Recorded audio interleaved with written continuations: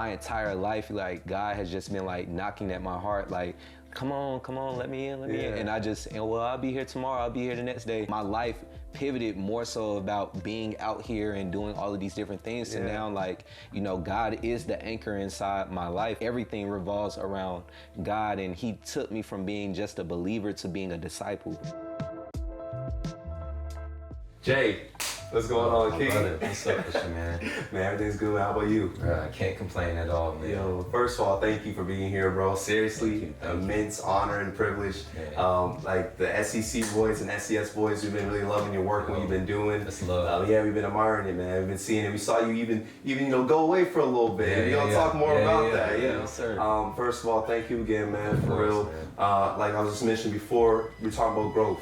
You know, I've been watching you for a minute now. We went to college together, man. Right. Shout out to KSU, you know. KSU. And ever since then, like, I saw you blow up in so many different ways, different milestones achieved and all that. So I kind of want to talk about that and just like how it's been for you personally, but also within your artistry. So first of all, just give us like a little introduction of who you are, man. Yeah, man. So Jay Newton. I'm from Ellenwood, Georgia. I reside on the east side of Atlanta or whatever. I was born and raised, and you know, I'm just an individual that has a heart and a desire to just create long term. And so my medium of choice that I use to create is music, and so that's my primary vehicle that I've been using to create with. But I also am a film major, and so I'm very hands-on when it comes to my own film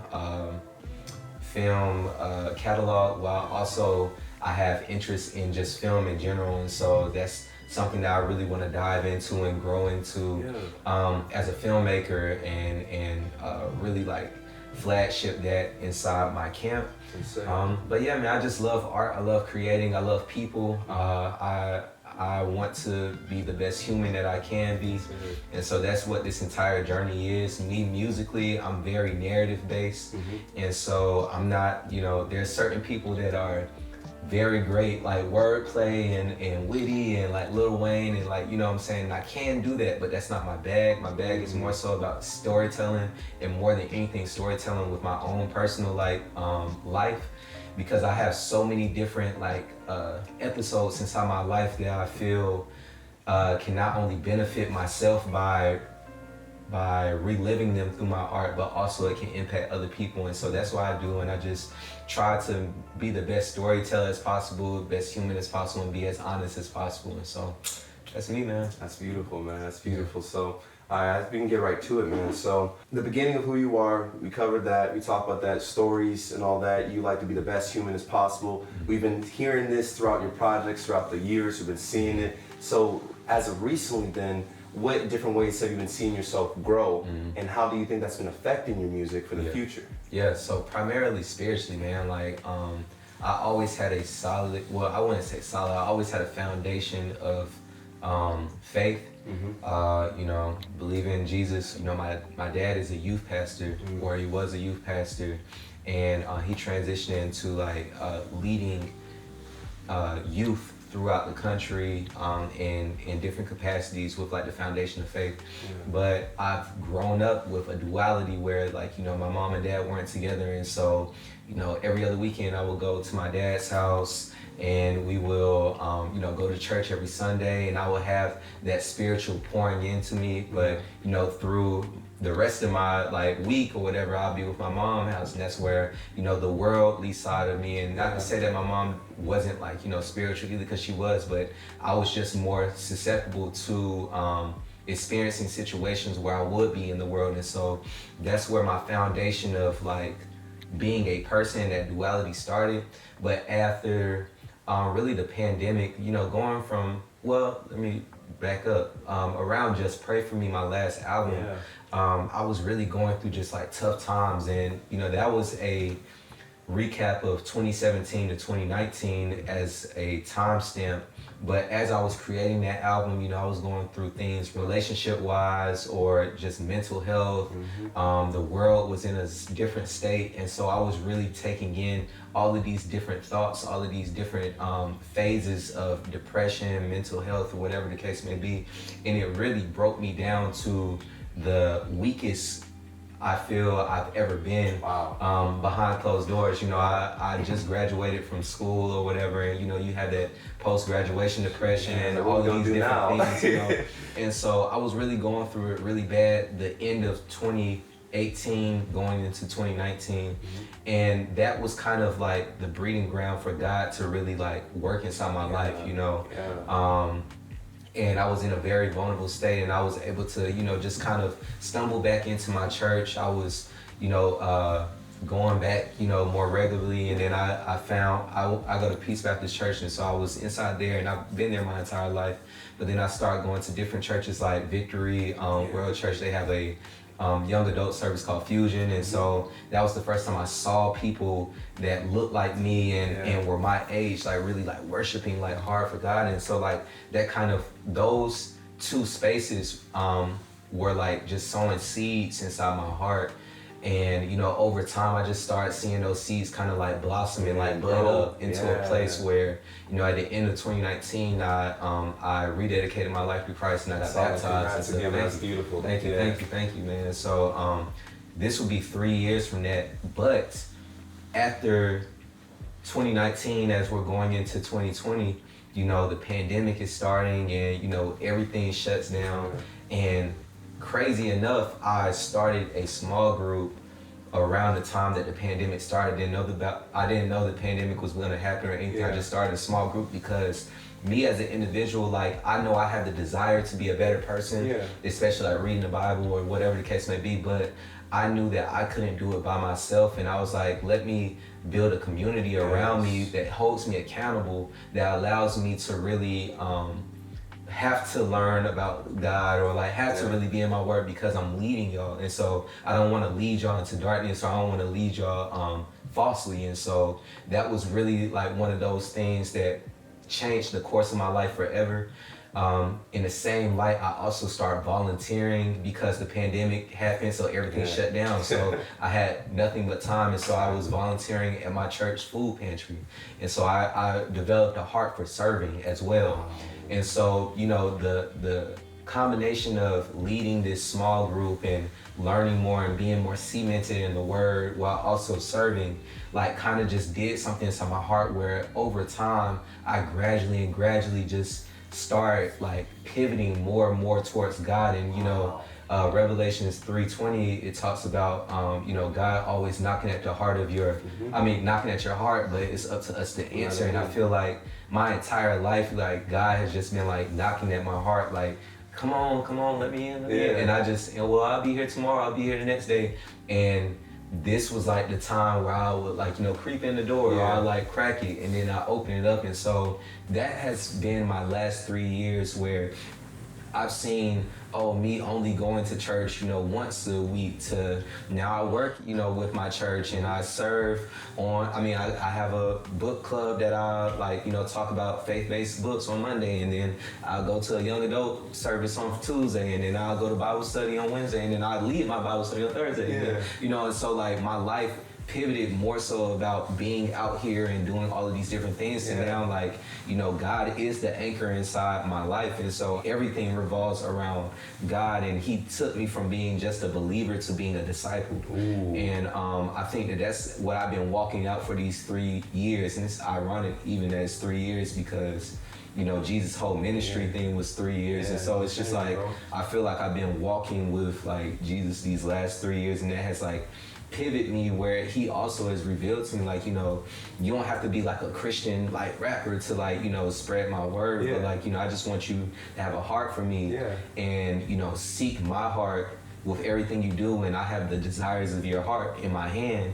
you just have to be obedient. And so that's what I've been kind of going through, just my obedience. And that's been a hard thing, especially being an artist in these days where like, you know, everything is just like content, be in people's face. And like, you know, he really was telling me just to sit, like, and I was just being as obedient as possible. It was like, you know, it's not time, sit, work behind closed doors, cement this. And I realized, you know, as I'm reflecting on that I had to do that in order for the cement to really dry, because if not, you know, I would have just did it for a season and then I would have got out of it, and I would have, you know, been seeking my own flesh as far as my ego and my pride and, you know, all of these different aspects. And so that's really what my last 3 years have kind of looked like, and that's where the entire hiatus kind of started. I needed a break really after Just Pray For Me. I felt like I literally just did therapy or like something like that. So I really just wanted to rest and prioritize my faith and my family. You know, I had my grandmother, it's actually her birthday today, but like she passed like last year on her birthday. Like she made it to her birthday to pass. And so thank you, it's all good. And so, but she also was a pillar in my life and a foundation of faith. And so, you know, those aspects, dealing with my grandmother and her health, you know, growing in my own personal faith, it really changed my priorities to being about serving myself, but going towards serving others and serving my family and being the best like server I could be. And so that's really what I've been trying to do, just trying to grow in that capacity and be as available to others and also God. So I know that was a long that's perfect, bro. But because it's cool that you even mentioned that too, because like,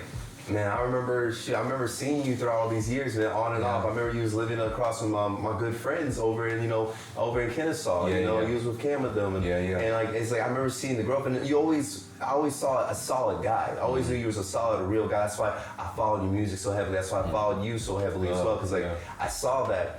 But I did notice a giant transformation over the years. Like you went dormant. And I know it's for a reason. And I saw you release a song.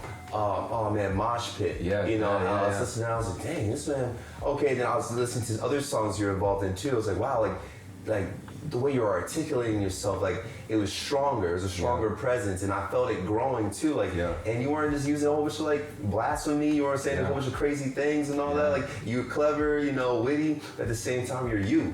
So like even with that, like, how have you been able to maintain that? You know, because that's hard, especially being an artist. You know, especially in the rap community as well. Like you know, our community is so focused on what's current, what's new. So it's always about content. You mentioned the newest clothes, the newest chains, the newest whatever. You know, so how have you been able to be authentically you within that? Man, it started with learning who I am. You know, I think that a lot of times, you know, my entire life has been me trying to show everybody, hey, I'm Jay. And that was my identity for a long time, which it is a part of me, but I'm also Jeffrey behind that. And I think that the world, I got so caught up in being Jay for the world and not feeding Jeffrey at all. Where now, you know, I've been doing my best job to be the best Jeffrey I can be, you know what I'm saying? And that has been a transition because people have met me as Jay, you know, so Jeffrey seems like a completely different person. Though we, you know, have like-mindedness in certain situations, we're two completely different people. And so that's something, as far as even being an artist, I'm, you know, coming to terms with and trying to, like know Jay or whatever the case may be, but also know who Jeffrey is. And I just, you know, one of the main things that really kind of shifted my consciousness with my music is, you know, I put out a song, Salsa with Your Mama. Everybody loves Salsa, you know what I'm saying? Salsa with Your Mama. And, you know, as I was going through making Just Pray For Me, I lost so many people, like, death-wise. And I was just thinking about my own personal death, and I just really, like, it made me think, like, if people were over my body in a casket, I don't want the primary thing that they talk about to be Salsa with Your Mama. You know, like, and so that to me was, like, I think the shift where, you know, I wanted people to talk about the moments and the things that I sowed into their heart, or like the different things that I elevated them with, like with my music, where it was like substance that I changed their lives in that type of capacity versus just being a good time, because good times fade. And that's something that really, kind of started that transition over, it was very hard. And I'm not, again, just like over here like quoting scripture inside or music, but I have a level of conviction now where I don't, like, I was very like, you know, about women and vibe and all of that, and it's like, you know, that's me like kind of taking away that skin of like not doing that as much, because I have a level of conviction where I don't want that to be what I'm putting out into the world all the time. You know, that was a moment in time for me, and I think that is something that I can speak on, but I also am so much more than that, and I feel like the world needs to hear so much more than that, and that's why I've really been kind of prioritizing doing. And it's ironic, even Just Pray For Me came out a month before Jesus is King. And like, I love like Kanye, and he was kind of talking about, he didn't know how to like rap about Jesus, you know what I'm saying? And I didn't either. And so like when opportunities like Moshpit came up, you know, with Reach Records and Lacrae and all of them, like, you know, that was one of the things that like also changed my life as well, because that was a stamp inside time where I realized I can make a song that plays to both crowds and they receive it the same way, and it doesn't have to be something where it's like, oh, you gotta live in this box to listen to this song, like, and it was me, and that was something like, you know, that's the most streamed song I ever got, you know, and shout out to everybody with Reach Records and 116 and Wande and Not Clyde and just the CHH community for even embracing me, you know, knowing my past or where I've came from, you know, as far as my own discography, like, but that has been something that also tripled my streams, you know, because it sustained me in a time where I wasn't dropping no music. You're silent, people, man. you know what I'm saying? I was super silent working on me, but like God was able to be like, you know, trust me and be obedient. I got you, and He had me, you know, and I was able to reap off of that and still be able to be relevant while also being comfortable just knowing that I can take my time. And so that's really been like super solid and fortunate, and all glory to God that I could do that, because everybody can't do that, you know, and you know, that I just know that He had that happen in my life for a purpose. And so I'm just trying to be as obedient as possible, because I see what happens on the other side of obedience, which is, you know, satisfaction from the things I desire. So. Yeah, that's the beauty of like just even having trust too. Like I try to like, if anything happens, I try to myself like wake up and just know that I can trust God, and I can, you know, get rid of that anxiety. Right. You know, and I remember even when we met at CultureCon, you know, we chatted a little bit, because I even mentioned that too, like, because I was thinking for myself and where I've been going with artistry as well.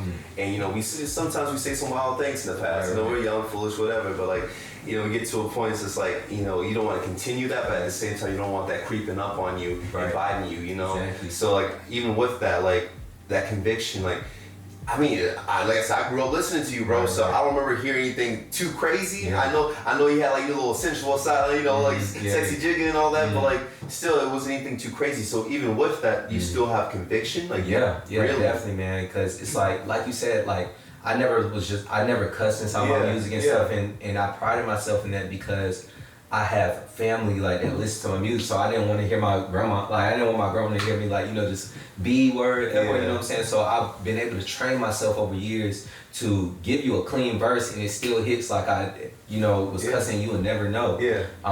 But I also was able to really be very sly and slick. Like my thing was very like sexual references, or like, you know, just very egotistical, like and boastfulness, you know. And I think that there's a level of bravado that comes with hip hop, obviously, but you know, the way that I was like kind of articulating things prior to right now, it was very self-centered, and I think that like that's just not where my agenda is right now. It's not about serving myself. It's about serving others in a capacity that you can get something. It's like good fruit. And so even though, you know, because it's just like fruit, you know, like some fruit looks good like on the outside and it looks like it's eatable, like everything doesn't look rotten, but like you eat into it and it's not good. And so I think sour. It ain't ripe enough. Exactly, it's not ripe enough. And I think that that's what I was doing. Like, you know, I was able to give you, you know, really great music and stuff, but it also had a level of sourness where, you know, this was toxic, or this was, you know, this thought process I had was toxic, or, you know, the way that I carried myself in this way, I didn't prefer that way and stuff. And so that's something that I really like just tried to hone in on for the most part. I love that, man. I've been a fan since, you know, 8:45, man. That's Yeah, love, yeah, bro. I remember seeing the cover arts and all that when you out the windows and continue on and all that. So like, even since then, you know, can you just give us a quick walkthrough of, you know, the different milestones you've achieved since then? I remember even typing up your name and seeing you use with a record label at one point, it looked like. I remember seeing a couple various things. So give us like a nice little run through of the different milestones you accomplished since then. Okay, so 8:45 was a milestone for me because it was the first body of work that I felt like I can go back to, or I can like really sit to, and it opened the door for me to get into the Atlanta scene. Before that, I was knocking on the door to try and get like shows and different things of that nature. I just got out of like a little management situation with somebody that me and my producer Boss Man were like kind of working with, and it turned sour and stuff, and so we broke off of that, and so that was kind of the liberating project that I broke out of with. And I had a song on there called In the Mood, and In the Mood was like the one that really kind of like sent me out into like Atlanta. That's with EKB and all the right? Yeah. So like that, and Michael Aristotle and stuff like that. So In the Mood was really the song that sent me out into Atlanta. So when I look at 8:45, this is cool, I never did this before. When I look at 8:45, that was my entry into Atlanta. When I look at after 8:45 was Real Men Wear Pink. And so Real Men Wear Pink was like my my debut, like kicking out the door, you know, and that was the project that was like my first body of work that I enjoyed top to bottom. Like there was nothing on there that I was like, man, like I would like. There's always those songs on projects before that I was like, I didn't really like this song, but I just did it, you know. And that's be the ones that people be loving the most. Exactly. You know, and so this was the first project I was proud of. This was my first body of work. It was my first like long format project because it was 14 songs. And Real Men Wear Pinks had such a place in my heart because it was the thing that really cemented me in Atlanta. Like at first I was just kind of like an underdog trying to like get in, and now I'm like, I'm here. And so that was an era where I was able to have my first couple shows where I'm headlining, and I'm actually like, you know, creating a brand of Jay Newton. That was where I created that brand. That was able where I learned how to make a song for real and actually make a hit. Like I had Shoot Your Shot and Salsa with Your Momma and like Relate and all of these songs that people like love to do, and I learned that through the seasons of life beforehand. So Real Men Wear Pink was the one that I realized how to brand myself. I realized how to be a businessman and I was reaping all the fruit of, you know, going to all of these showcases and going to all of these different outings and meeting people and stuff. That was the part of networking. And networking. That's an important part of growth too. It was, Please touch on that some more. Definitely. Like, man, like, cause 8:45 was all about networking. It's like, let me just get in the door so I can talk to you. Like, I feel like if I talk to you, then we can like have a relationship, business, whatever the case may be. And that's all I was wanting. And so 8:45 allowed me to do that. And as I was opening the door to Real Men Wear Pink era, like it was just nothing but network. Like I did hundreds and hundreds of shows. Went to hundreds of shows that I wasn't performing at, and just like connected with people, made genuine relationships, like been able to work with people, like record with different people that I didn't beforehand, and just spend time soaking in the moment around me, like, you know. That's also serving others as well. Exactly, and that's what I've always been about at the door. So it's just crazy getting to this point now because I'm understanding it. And so Real Men Wear Pink was like one of my like milestone classic projects. I can look at it 5 years from now. Well, it is 5 years now, which is crazy. I can see that as like a classic project because it's just still timeless in that type of way. Then I went into the era of my pride really taking over, and that's Sunroof season. And so like Sunroof season is like the era where I was like, man, like I'm the man on campus, and like, you know, I'm here. Like I felt like I was really here. You know, I knew all the people in Atlanta. Like everything was kind of coming through me, and I wanted to make a project that really was kind of like your summertime with Will Smith, where you can play it every summer and it doesn't matter. That's an anthem. It's an anthem, and so that's where like songs like Summer Nights came from. I feel like Real Men Wear Pink kind of had too much fat on it or whatever that I could have chopped away, and I think that with Sunroof season I put 7 songs on there, and it hit every demographic from like, you know, the guys to the girls to the emotional to the hype to, you know, the introspective, and I feel like it was my perfect body of work. And it was me really stepping into like my ego and my pride, like, because I was really like thinking of myself at that time like I'm Drake, you know, in my mind. Yeah, high confidence too. And high confidence, and I was really like stepping into that, and so things like, and I was very inspired by Drake at that time, you know, with the music that he was making. He just put out like More Life the year before, and he was about to put out Scorpion, and I'm just like, okay, Drake is the standard. Let me make a project that I can see Drake like putting out or something. Oh wow. And so with that, you got your Summer Nights, where like this is a vibe that you can play at any given time. You got your I'm Selfish, where it's very introspective and dark tones, but it, you know, is really hitting that Draking and Driving type of vibe. And or like the Got Smokes with like being very like bravado and beating on my chest, you know, like typing. And you know, play this on Sunday with it being that like type of vibe where like people can just like hear me like rapping from start to finish and stuff. And so that was something that I really wanted to show people, that like not only can I make a great project and Real Men Wear Pink wasn't just a fluke, but this is me like here to stay. More. Yeah. Exactly.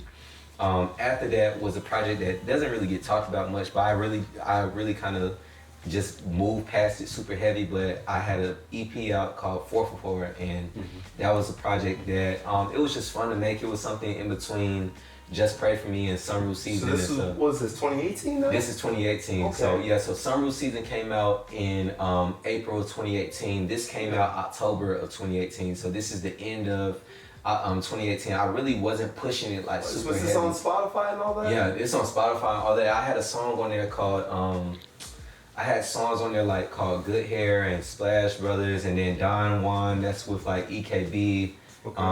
And then I had a song called Hit My Line, and they were okay. Like, so it was like cool. It was cool, like just bop songs. I wanted to keep on holding the momentum of Sunroof Season and just putting out bops. So was that you just putting out music just for content that time? Yeah, it was just more so like for content, like fillers and stuff. I was like, oh, it's been some time since I dropped something, so I'm gonna just drop something, you know, just to drop it. Well, that can be needed sometimes. Exactly. You know, But I also realized through that you know, just the importance of marketing, the importance of rollout, like, you know, and it could have had such a great rollout, and what I wanted to do was going to be great, but we just never followed up on it. Yeah, so the resources and even the you know how it is. Exactly. And it costs money. Exactly. And so I wasn't really on campus that heavy the last 2018 because I was just trying to remove myself from Kennesaw at that time. I was like, you know, I was kind of Kennesawed out. And not Kennesawed out. I was Kennesawed out, man. So I wasn't really on campus. So I really was retracting myself from there. And that's where my depression started really happening.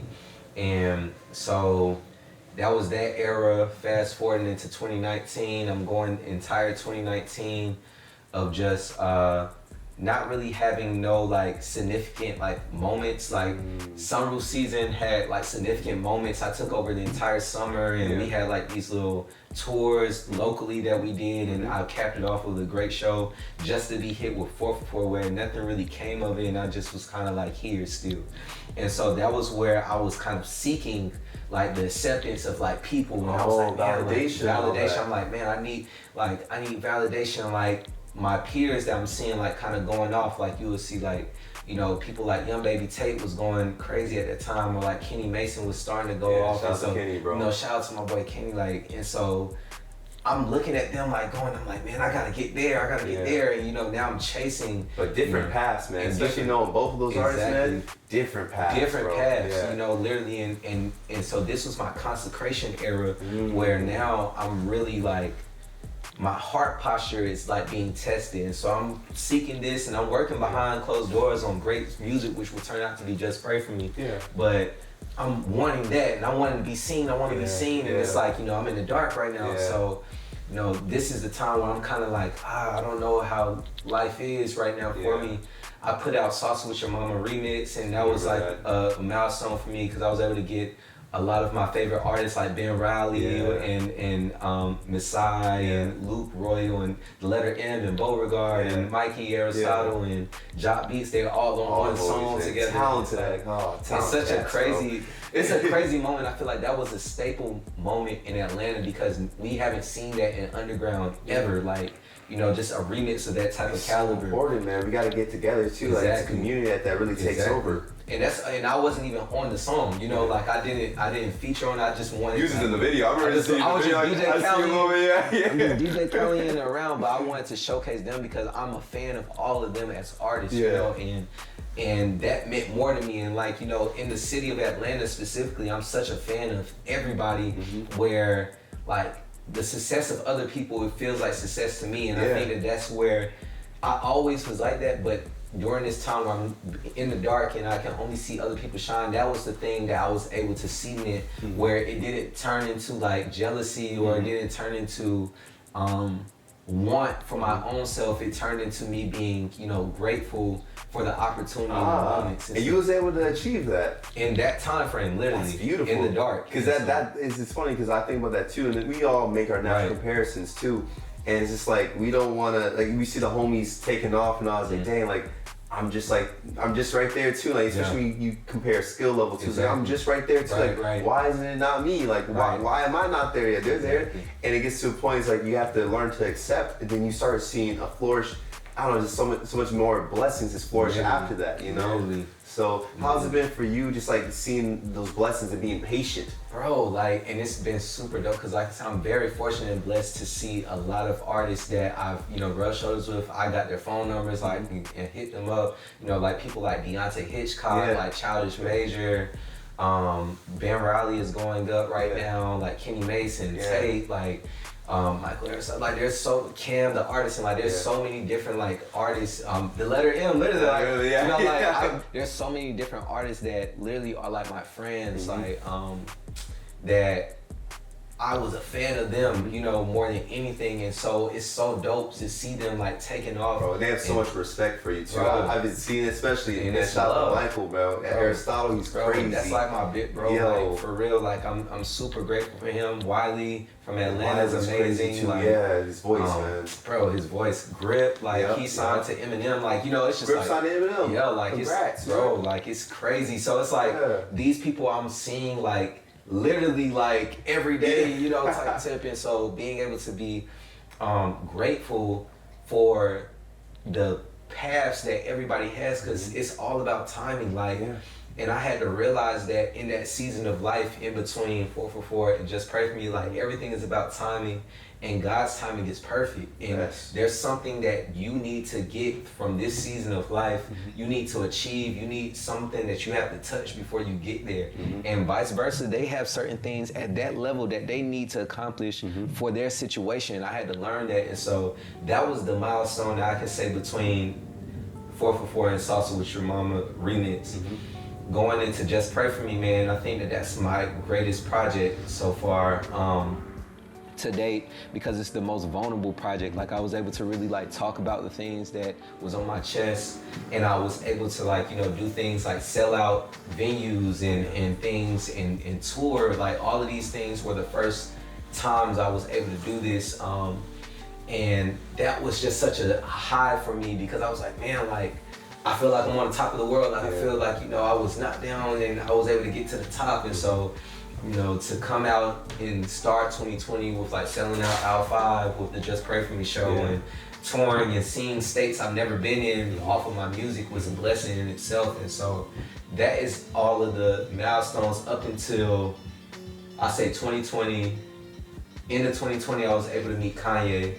And have that moment, man. Like, how was that, man? Bro, it was like life-changing. That was something that also came from obedience from God. Like, God literally set that up, because there was no way that that was supposed to happen. And I was literally working for him, like, for like, you know, time. Like, literally, and I'm meeting Rick Fox and Rick Ross and Akon's brother and crazy, you know, like all of these different people where I was able to see his work ethic, but I was also able to see him behind closed doors as a human being and literally have a conversation like this, which was mind-blowing. And I think that was the moment where I realized God can do anything. Anything. Like, bro, you know how many people would love to reach Kanye? Yeah, that's what I'm saying. And it's like, I didn't have to go through certain steps to get there. You know what I'm saying? I didn't have to go through trust. I just had trust, and that was the time from March of 2020 to like, that happened in August of 2020. I was just being obedient. I was serving every week at my church. Yeah. I was, doing my Bible study, and I was just being obedient, and that came from my obedience. And so that was something that I realized that, the more obedient I am, the more blessings that God will open up the door for me, and I don't have to like do anything work-wise to make that happen. And he showed that, and he did that, and so that also showed me that he can take it away quick. Oh yeah, that's real quick. Because, especially when you start to worship it. Yeah, and that's what happened. I was like, things. I thought that, like, we had talks, and I'm over here talking with Kanye, and I'm like, man, I'm about to be out the hood. Like, I'm about to get like this type of car, and I'm about to get my parents a house. You know what I'm saying? I'm over here thinking about all of this, and it's taking me away from my heart, from looking at God and worshiping the Creator to the created. Yeah. And I saw how that was stripped away from me, and so he literally revealed to me like, hey, like, I can do that with anybody. Like, that's one of your top like people that you wanted to meet. I can show you that I can do that at any time, but I can also take it away. Remember to keep me first before any man. And that changed my life. Keep on going, and so that's why I've constantly done. Fast forward into 2021, was able to do Moshpit, was able to meet Reach Records and like actually have a working relationship with them and get my first like placements into like the world where now I'm really like cementing who I am as an individual and I can walk confidently in that. And so that was one of my favorite years because I learned all of that as I was going on. And so I had shows and stuff that still kept me afloat, but more than anything, 2021 will always be the stamp for me of like me becoming the person who I am today in 2022. So, and beyond. So and beyond. Gosh. That's the walk down each project, and that's crazy, like even reflecting on it. And so, and it's funny too, man, because like I remember you, man. I remember you performing at Kennesaw a couple of times, man. I remember you were performing before Lupe Fiasco, man. You got to meet Lupe and them, bro. I remember you performing on the green, man. I just remember a whole bunch of people being out there. I was out there too. Oh, that's Jaye, going crazy. It's like you've had all these great success points and milestones achieved and all that. So like, what's the most important factor that you have found in your life, especially when it comes to your artistry and yourself as a personal being as well?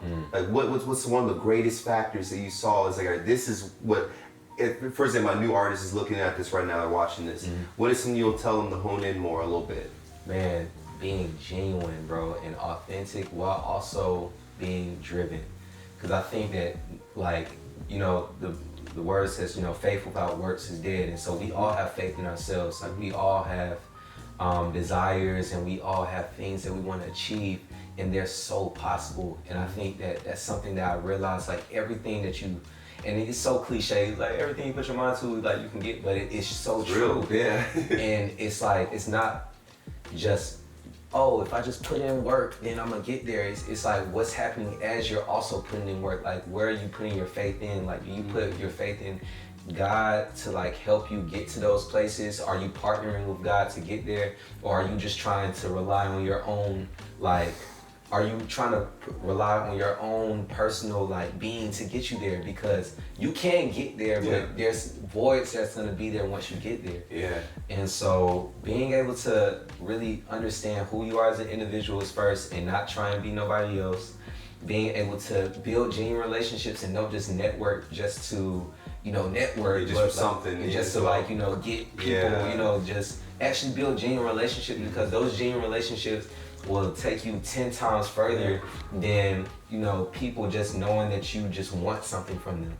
And then, like I said, third, belief in yourself, belief in what you can do, and then the drive to do it, because it's just like having that kind of Kobe mentality of like, okay, what are you doing when people aren't looking? Yeah. And it doesn't mean that you have to stay up all times of the night to like achieve this, but it's like, how are you spending your moments of time?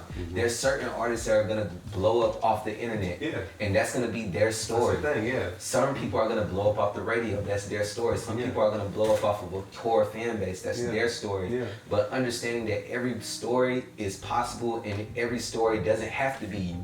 And so being understanding of that and trying everything, seeing what your niche is, and then just going full forward with your niche. I know me as an individual, I'm not the greatest lyricist. I'm not the greatest like performer. I'm not the greatest dancer, whatever the case may be, but I can do everything good enough. And I also know that my thing is relationship. I'm a relationship artist.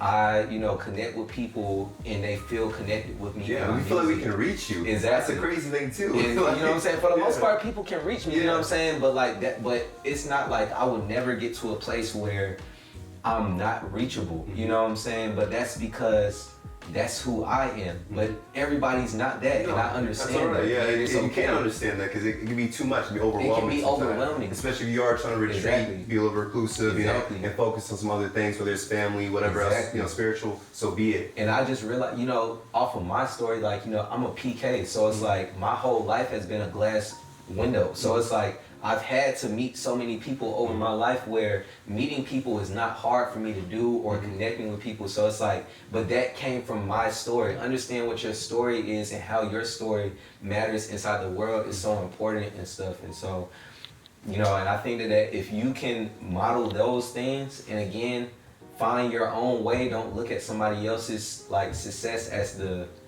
way to get it, like making your own journey and enjoying the journey, like you'll be straight. The whole journey is so fun, like every part of the journey, the highs, the lows, and embracing the good and the bad that comes with it because it's needed in order to grow you as a person. You need all of it. So all the like people don't remember the shows where I was performing in front of 5 people and all the 5 people had their backs turned to me. You know what I'm saying? And it's like learning about showmanship and the music that I'm performing, like I had to go through those things to have those core moments to remember it as I'm going forward. So it's like to make you better as well. To make me better. And so don't be afraid of failing if you're failing forward, because I don't see things. Say that one time, man. Don't be afraid to fail as long as you're failing forward. I love that. You have to keep going forward, and you have to keep on pushing, going towards that way. So my final question, if you were able to go back in time and change things, you already know. I don't think I would change anything. I think everything happened the way it had to happen. I think that I would just appreciate moments more. That's the only thing I would change. Like I would, if I could be conscious and going back in time, I would just live them and really bask in them, the way that I feel like I was just so focused on the next day or months from now, and I wasn't really taking the time to appreciate my friends while I had them in my life in that capacity, or my family before I, wasn't around them, no more. And so, or just the journey of creating things, like I was so focused on what it would do versus just the opportunity to really bask in like the environment and the feeling I was feeling. As you get older, you start, life gets harder, life gets busier. Perspective starts to deepen out too. Exactly, and you really start understanding what life really is about, and it's, it all comes down to like loving yourself and loving others, and then also being able to just understand that we're all connected in this type of world, and your story overlaps with mine and vice versa, and just being able to embrace that story and enjoy that journey as you're doing it, and trying to get to the best version of yourself. And so that's what I would do more than anything, but I don't think I would ever change anything, so. Love it. Jeffrey, aka Jay Newton. Yes, sir. Appreciate you, King, for real. You appreciate fused perfectly, man. Like I see what you meant before, but like the difference between Jay and Jeffrey. It's funny, a lot of artists go through this as well. Like we have our different personas. So like one side's like, oh yeah, that's that hard aggressive side that you don't really showcase normally.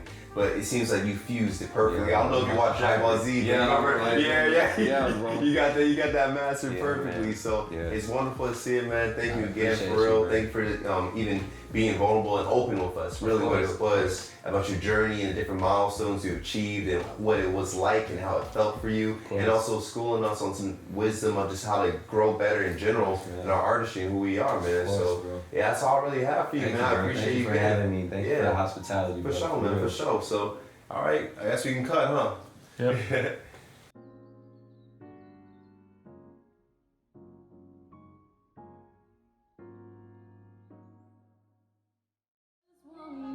Thank you, Jesus. Thank you, Jesus. Thank you. I'll never leave you.